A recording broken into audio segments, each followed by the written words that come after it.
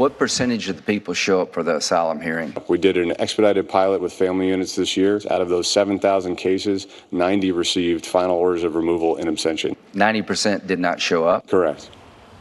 Our next guest has a fix for the border crisis. You just saw him there. And will Dems come on board? We might have some news on that. South Carolina Senator Lindsey Graham, chairman of the Senate Judiciary Committee. So, Senator, I watched some of your Raw hearing yesterday around 10 o'clock. You believe that Dick Durbin might be looking to play ball on something you put together to solve the asylum problem at the border. Well, number one, why has it doubled from last year? Why do we have so many families? Why do we have so many people from Central America? If a small child is brought to the United States from Central America, we can't send that child back. You can from Mexico and Canada. You got to change that law. If you got a minor child, you can only hold them for 20 days. That's not enough to process the case, so we turned the entire family loose into the country. If you read a card asking for asylum, you're entitled to a hearing.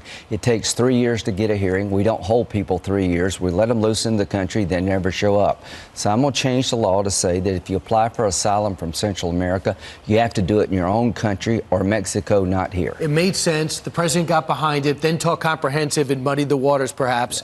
But if the president gets behind it, you still need Democrats. You need 60 to even get to the House.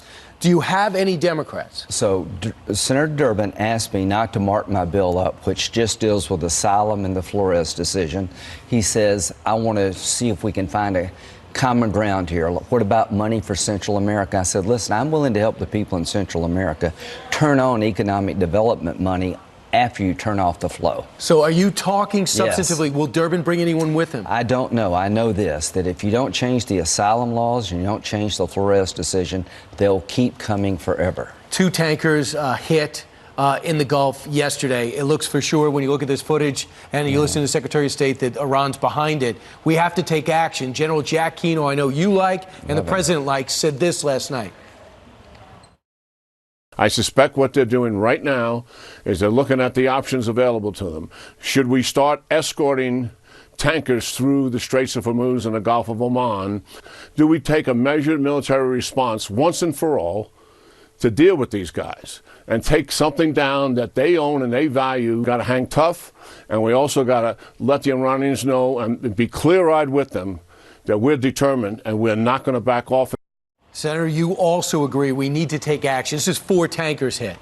Well, so he laid out some options for the president. Escort tankers. I don't know how long you can do that, but why is this happening? We put the Ayatollah in a box.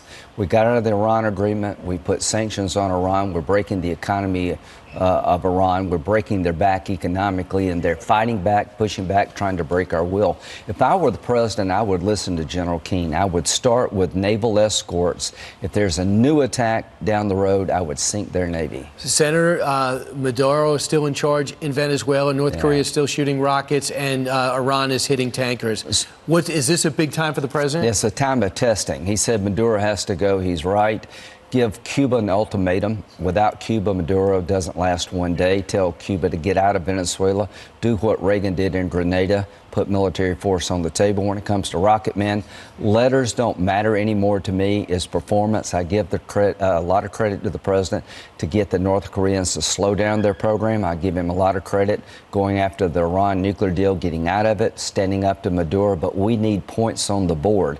Start with your own backyard. Tell Cuba, if you're not out of Venezuela in a week and people are starving and dying in Venezuela because Maduro is such a thug, then we're making a mistake. Fix Venezuela and everybody else will know you're serious. We'll ask the president in 11 minutes, and we'll see where we're going. Happy birthday, Mr. President. You're doing a good job. He's 73 years old. Act like he's 23. He sure does. Thanks so much.